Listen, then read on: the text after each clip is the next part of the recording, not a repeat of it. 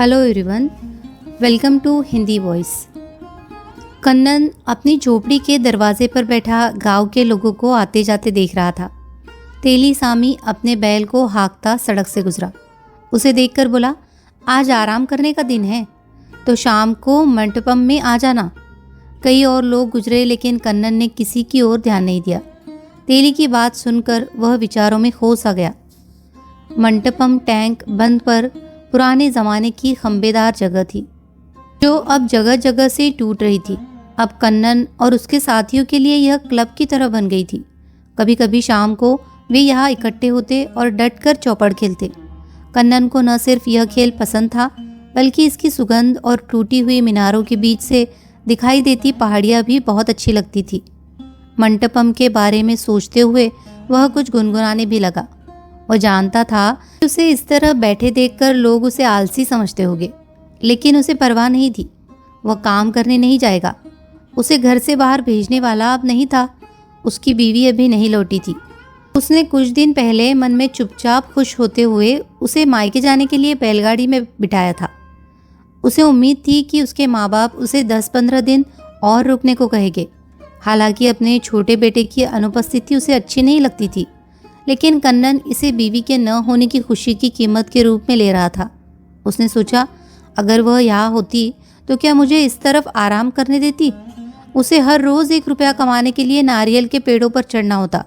उनके ऊपर लगे कीड़े मकोड़ों को साफ करने पड़ते, नारियल तोड़ तोड़ कर नीचे गिराने पड़ते। कंजूस ठेकेदारों से पैसों के लिए लड़ना झगड़ना पड़ता। अब वह बीवी के न होने का पूरा लाभ उठाने के लिए दिन भर घर पर पड़ा आराम करता रहता था। लेकिन अब यह हालत हो गई थी कि उसके पास एक पैसा भी नहीं बचा था और पैसे के लिए आज ही उसे पेड़ों पर चढ़ना ज़रूरी हो गया था। उसने अपने हाथ और पैर फैलाए और सोचने लगा कि अब उसे पेड़ों पर चढ़ना कैसा लगेगा। वास्तव में बड़े घर के पीछे लगे 10 पेड़ अब देखभाल की मांग कर रहे थे और जल्द से जल्द यह काम करना चाहिए था, लेकिन यह संभव नहीं था। उसके पैर और हाथ कड़े पड़ गए थे और मंटपम जाने के लायक ही रह गए थे। लेकिन वहाँ खाली हाथ जाना भी सही नहीं था। अगर उसके पास एक चवन्नी भी होती तो वह शाम को उससे 1 रुपया बनाकर ला सकता था। लेकिन यह औरत उसे अपनी बीवी पर गुस्सा आने लगा, जो ये नहीं समझती थी कि अपनी मेहनत की कमाई में से वह 1 आना भी रखने का अधिकारी है। उसके पास एक चवन्नी भी न थी जिसे वह अपनी कह सकता। वह सालों से कमाई के लिए खटता रहता था। जब से उसने इसके बारे में सोचना बंद कर दिया, क्योंकि इसमें उसे गिनती में उलझना पड़ता था और चौपड़ की गिनतियों के अलावा उसे कोई गिनती समझ में नहीं आती थी। तभी उसे कुछ सूझा और वो उठकर घर में चला गया। कोने में एक बड़ा टीन का बक्स रखा था जिसे कई साल पहले उसने काले रंग से रंगा था। यही घर की सबसे महत्वपूर्ण वस्तु थी। बक्स उसकी बीवी का था। वह उसके सामने बैठ गया और उसे खोलने लगा। उसका ताला बहुत मजबूत था, सख्त लोहे का बना, जिसके किनारे भी बहुत तीखे थे। उसने ताला पकड़कर अपनी तरफ खींचा और ताज्जुब है कि वह अपने आप खुल गया। ईश्वर मुझ पर मेहरबान है, यह सोचकर उसने बक्स का ढक्कन उठाया। इसमें बीवी की कीमती चीज़ें रखी थी, कुछ जैकेट और 2-3 साड़ियाँ, जिनमें से एक उसने उसे शादी के समय खुद भेंट में दी थी। उसे ताज्जुब हुआ कि इसे उसने अभी तक संभाल कर रखा है।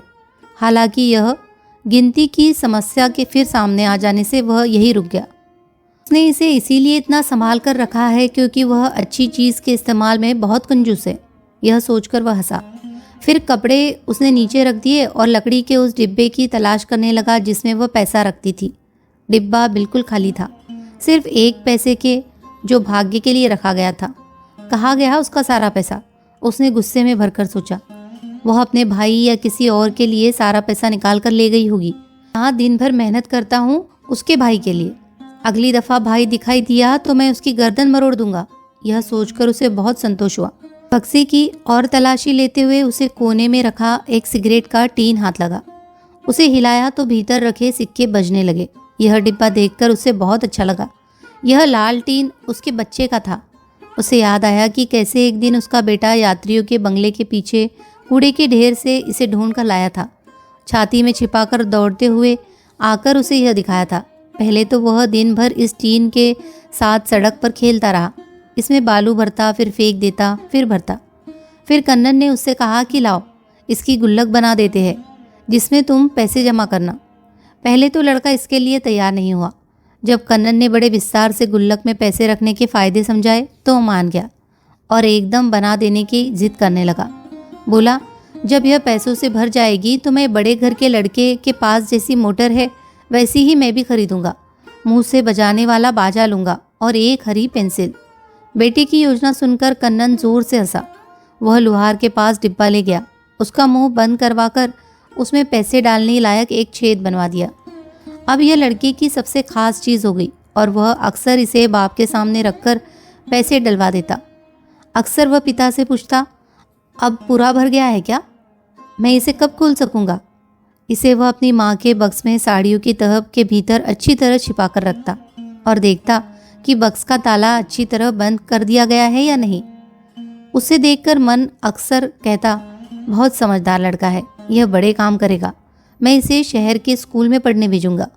अब कन्नन ने डिब्बा उठाया और उसे हिलाकर जानने की कोशिश की कि उसमें कितना पैसा होगा। बीवी के खिलाफ भावना होने के कारण अचानक उसे एक नया विचार आया। उसने कोशिश की कि डिब्बे से पैसे बाहर निकाले, लेकिन एक भी पैसा बाहर नहीं आया। लुहार ने उसका छेद बड़ी सरलता से इतना ही बड़ा बनाया था कि सिक्का भीतर तो चला जाए, बाहर ना आ सके। दुनिया की कोई भी शक्ति अब पैसे बाहर नहीं निकाल सकती थी। 1 मिनट बाद वह डिब्बा हिलाना रोककर सोचने लगा, अपने बेटे की गुल्लक से पैसे निकालकर क्या वह ठीक कर रहा है? मन में ही जवाब आया, नहीं, बाप और बेटा एक नहीं होते क्या? यही नहीं, मैं तो यह रकम दुगनी तिगनी करने जा रहा हूँ, जिसके बाद मैं इसी में रख दूंगा। इस तरह मैं डिब्बा खोलकर बेटे का भला ही कर रहा हूँ। फैसला हो गया। वह चारों तरफ देखने लगा कि कोई ऐसी चीज़ मिल जाए जिससे छेद को बड़ा किया जा सके। उसने बेकार पड़ी हुई बहुत सी चीज़ों का डिब्बा ढूंढ डाला, बोतल, डाट, जूते का तला, रस्सी वगैरह, लेकिन कोई नुकीली चीज़ उसे न मिली। चाकू कहाँ चला गया? उसे बीवी पर फिर गुस्सा आया। औरतें क्यों हर चीज़ को छुपा कर रखती है? हो सकता है वह चाकू भी भाई के लिए ले गई हो। डिब्बा लेकर वह उसे ज़मीन पर ज़ोर ज़ोर से पटकने लगा। इससे वह मुड़ तुड़ तो गया, उसकी शक्ल खराब हो गई, लेकिन पैसा बाहर नहीं आया। उसने इधर उधर देखा, दीवार पर एक कील के सहारे देवता की मड़ी हुई तस्वीर टंगी देखी। तस्वीर उतारकर उसने कील बाहर निकाल ली।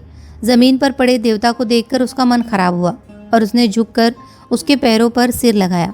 फिर उसने एक पत्थर उठाया और कील डिब्बे के छेद पर रखकर उसे ठोकने लगा। कील फिसल गई और पत्थर उसके अंगूठे पर जा पड़ा। अंगूठा दबकर नीला पड़ गया और दर्द से वह चीख उठा। डिब्बा ज़मीन पर फेंक दिया। डिब्बा कोने में पड़ा, उसे चिढ़कर देखने लगा। कुत्ते, उसने फुसफुसाकर कहा और फिर अंगूठा पकड़कर कराने लगा। फिर बोला, अब मैं तुमसे ज़रूर निपटूंगा। वह रसोई में गया और वहाँ से पत्थर की बड़ी मुसली दोनों हाथों से सिर पर उठाकर लाया। फिर उसे डिब्बे पर जोर से दे मारा। डिब्बा पिचक कर दोहरा हो गया और फट भी गया। उसने भीतर से पैसे निकाले और भूखे की तरह उन्हें गिनने लगा। कुल 6 आने और 3 पैसे के सिक्के थे।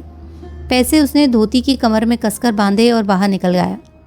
मंटपम में भाग्य ने उसका साथ नहीं दिया, कहे कि पास ही नहीं फटका। थोड़ी ही देर में वह सारे पैसे हार गया। बाद कुछ देर वह उधार पर खेलता रहा, लेकिन दूसरों ने कहा कि वह हट जाए और पैसे वाले को खेलने दे। वह उठकर बाहर निकल आया और घर लौट चला। सूरज अभी डूबा नहीं था। जब वह गली में घुसा, उसने देखा कि सामने से उसकी बीवी सिर पर पोटली रखे और हाथ से बेटे को पकड़े चली आ रही है। कन्नन सहम उठा। यह सपना भी हो सकता है, उसने सोचा और ध्यान से देखा। बीवी पास आ गई थी। बोली, बस आ रही थी, मैंने सोचा कि घर लौट चले। वह दरवाजे की ओर बढ़ने लगी। कन्नन डर कर देखने लगा। उसका बक्सा भीतर खुला पड़ा था। सामान बिखरा हुआ, जमीन पर भगवान की तस्वीर और बेटे का डिब्बा टूटा हुआ। घर में पैर रखते ही उसे यह सब दिखाई देगा। स्थिति निराशाजनक थी। उसने मशीन की तरह दरवाज़ा खोला। तुम इस तरह क्यों देख रहे हो? बीवी ने पूछा और भीतर चली। बेटे ने 2 पैसे निकालकर उसे दिए। चाचा ने मुझे दिए हैं, इन्हें भी गुल्लक में रख देंगे। कन्नन ने परेशानी की चीख मारी। लड़के ने पूछा, आप यह क्या कर रहे हैं? कन्नन ने अपना नीला अंगूठा दिखाकर कहा, बड़ी चोट लग गई आज। और कोई बात नहीं। और उनके पीछे अब क्या होगा सोचते हुए घर में घुसने लगा। आप सुन रहे थे आर के नारायण की कहानी बीवी छुट्टी पर। कहानी अगर आपको अच्छी लगी हो तो प्लीज़ इसे लाइक कीजिए, शेयर कीजिए और कमेंट कीजिए और हमारे चैनल को सब्सक्राइब भी कर लीजिए। धन्यवाद।